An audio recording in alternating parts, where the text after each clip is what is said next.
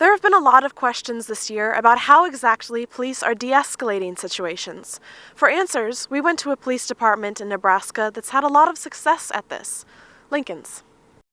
At the Lincoln Training Facility Range, Officer P.J. Lensing showed us just a sampling of how they weave de-escalation into police training. We incorporate de-escalation training into almost every aspect of what we do. He exemplified this through a light simulation.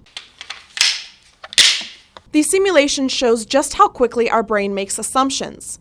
Say you're responding to a burglar scene. You find a stranger with a gun trying to break into the house. While I nervously wielded my gun at the mock suspect, Lensing pointed out that they've had calls like this where the suspect turns out to be the house owner himself, who locked himself out. Besides situations where an untrained person like me might panic, Lensing says where call scenes go wrong most is often a dilemma of timing and distance. The more time, the more distance, and even the more cover that we have in certain situations, especially those higher level situations where there's a higher level of force potential, things are very stressful.